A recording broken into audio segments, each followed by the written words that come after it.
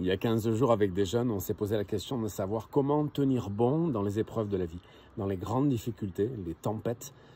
Qu'est-ce qui fait que certains tiennent bon, traversent les difficultés et d'autres s'écroulent.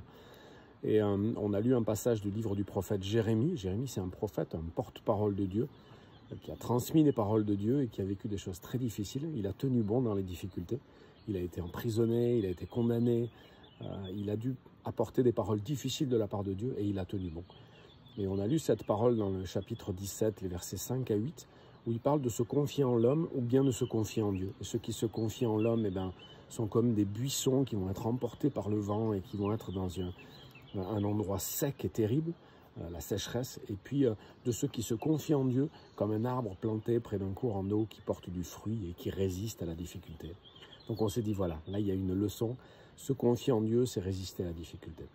Et on a fait un parallèle entre être fort. Être fort, c'est résister aux difficultés, c'est être comme cet arbre planté près d'un courant d'eau. Et on s'est demandé comment on était fort. Alors physiquement, les jeunes ont répondu rapidement. Il faut aller à la salle, il faut bien se nourrir, il faut bien dormir. Mais on a parlé aussi des difficultés à savoir ce que ça voulait dire être fort vraiment. Physiquement, certains font de la gonflette à la salle. On peut prendre du muscle rapidement, c'est impressionnant, ça change notre apparence, mais ça ne nous donne pas de vraie force. C'est de la gonflette. Et puis il y a des gens par contre qui se musclent de façon intelligente pour être puissants. Les muscles se voient moins, mais ils sont là et ils vont être utiles. Et spirituellement, on s'est dit, bon, souvent on s'occupe de notre corps, ça nous fait du bien, c'est bien de bien manger, de bien dormir et puis de faire des exercices, soit à la salle, soit simplement en faisant beaucoup de sports différents. Mais on s'occupe peu de notre âme et de notre foi et de cette relation à Dieu qui doit grandir et qui va nous rendre forts. Ceux qui se confient en Dieu seront comme un arbre planté près d'un courant d'eau.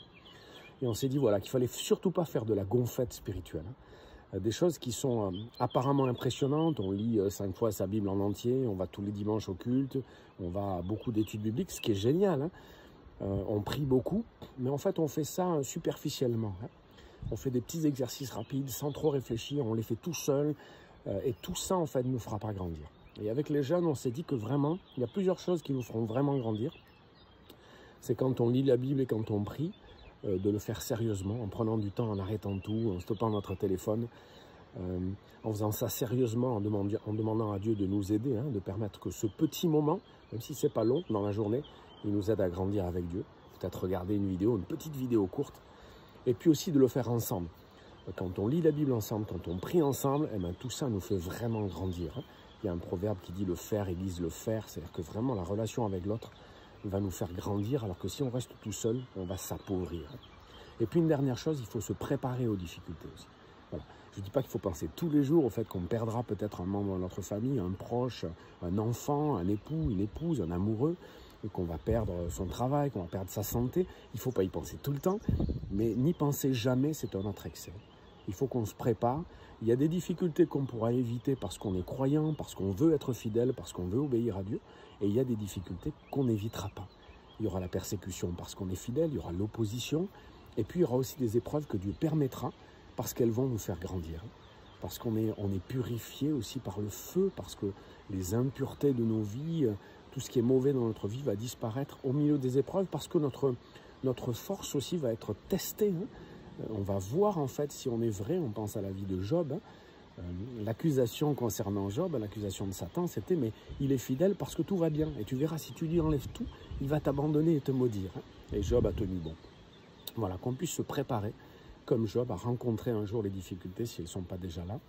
Et qu'on puisse se fortifier, aller à la salle, c'est-à-dire à l'église, pas seulement tout seul, lire sa Bible et prier, ce qui est déjà extraordinaire si vous le faites, mais le faire ensemble et se préparer aux difficultés, sachant qu'on ne sera jamais vraiment prêt, mais si on ne se prépare pas du tout, on sera encore moins prêt.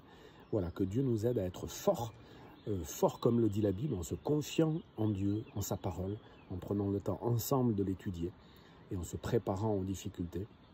Et nous serons comme des arbres plantés près d'un courant d'eau. Et un arbre vraiment planté qui a plongé ses racines dans le sol, dans des temps de sécheresse et de difficultés, il va tenir bon. Alors qu'un petit arbuste qui n'a pas plongé ses racines profondément dans le sol ne va pas tenir longtemps et ne va pas porter de fruits.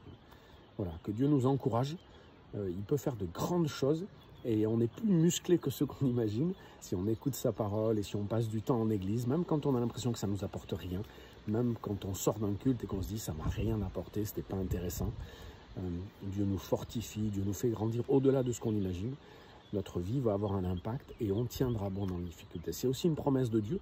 Quand on se confie en lui, quand on lui donne notre vie et on a le désir d'obéir, même quand on n'y arrive pas, Dieu nous fortifie et il nous aidera à tenir bon dans les tempêtes de la vie.